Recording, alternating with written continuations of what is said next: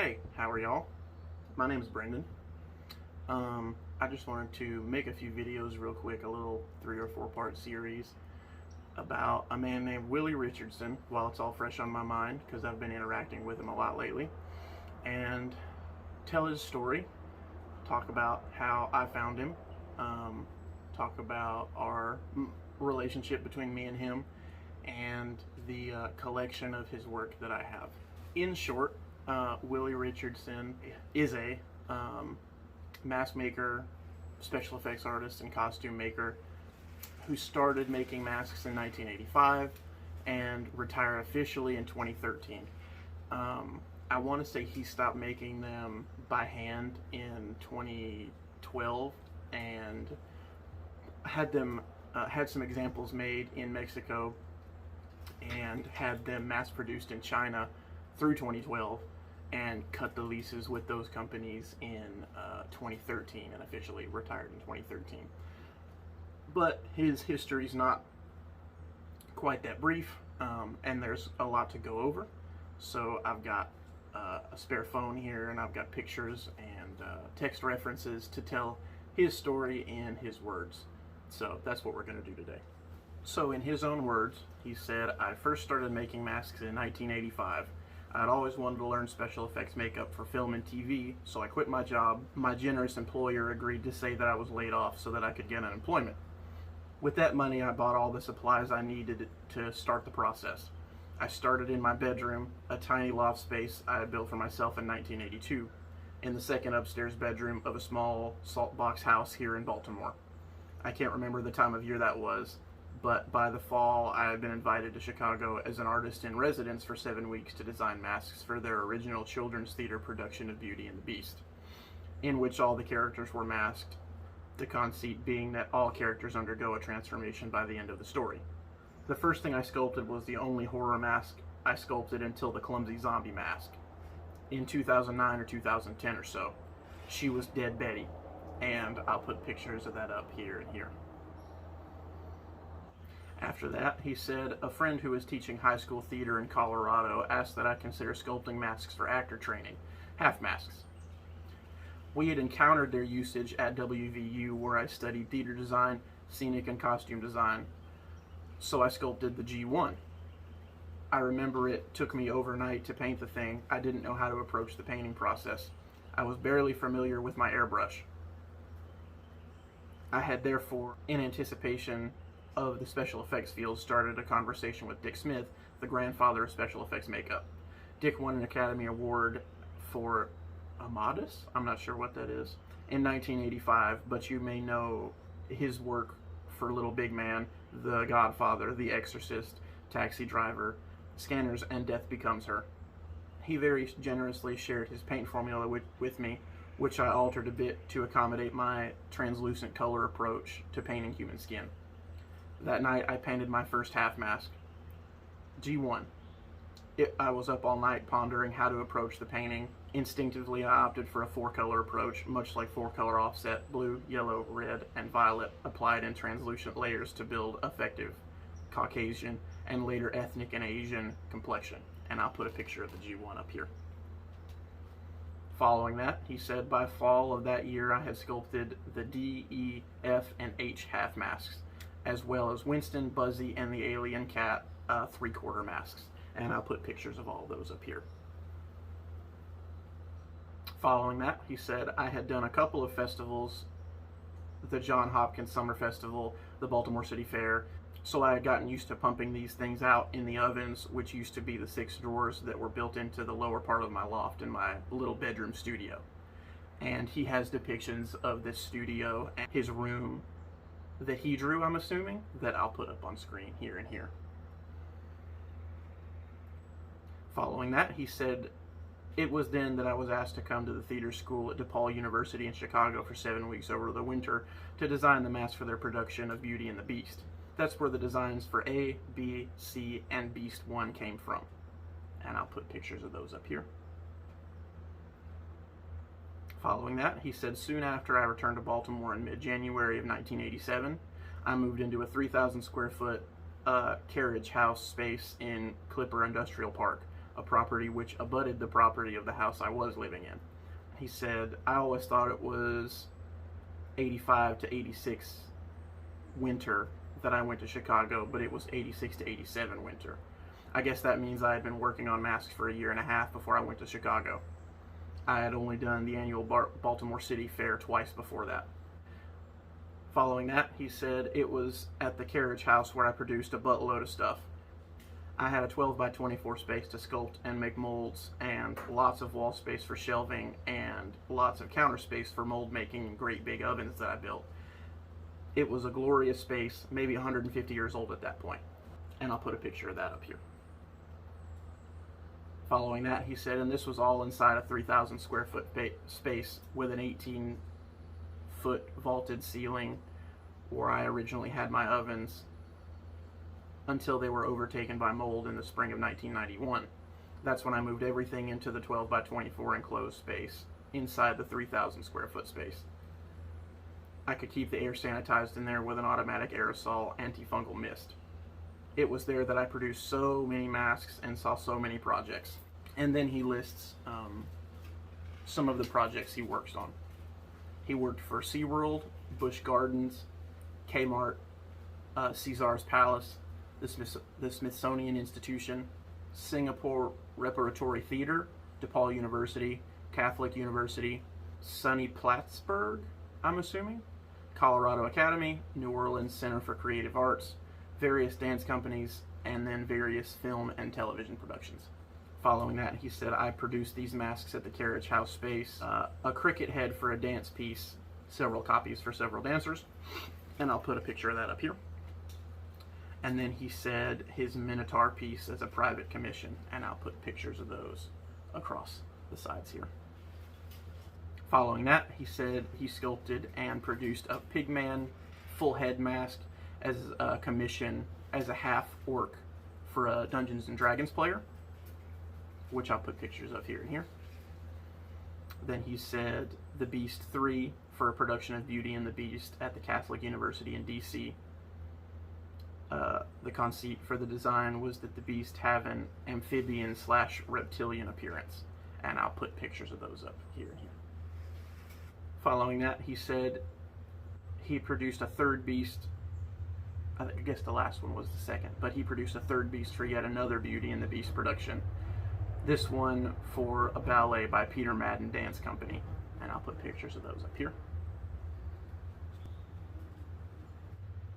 Following that, he said, Busch Gardens, Florida. There were other masks like jaguars, jungle birds, etc. A production called Around the World on Ice. And the only pictures he had access to were of this, I'm not going to butcher what it's supposed to be. The word can't come to me, but I'll put pictures of them above here.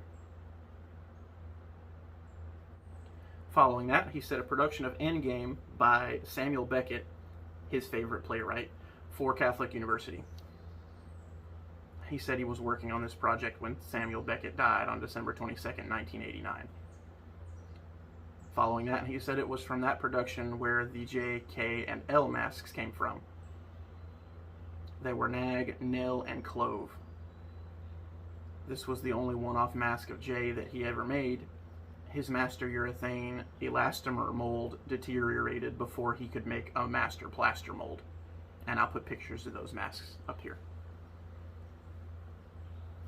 Following that, he said he tried his hand at sculpting an ethnic mask with no visual references just to test his skills, and I'll put pictures of that here.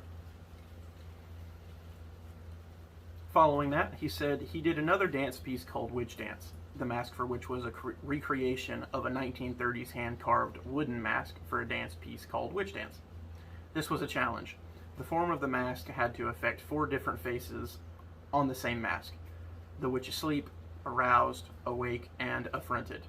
And then he shows the mask that he made in rubber with a thermoplastic mesh interior skeleton so it would appear solid like the original wooden mask. And I'll put pictures of that here. Following this, he sent me a link to the original dance piece by Mary Wigman. He said this was his only reference from which to gather information about the form of the mask, and I'll post any relevant links in the description of the video. And he also showed some screenshots from the video in question, and I'll post those above my shoulders as well.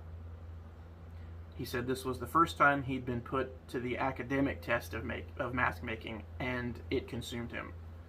He said he was consumed by the magic inherent in the mask, and he has a picture of himself sculpting, I'm assuming, that I'll put here. Continuing, he said it was also the first and only time that he had a rather alarming and mystical experience with a mask. He said whenever I would sculpt a mask, I would stand at a distance from the mask and look at it through a mirror.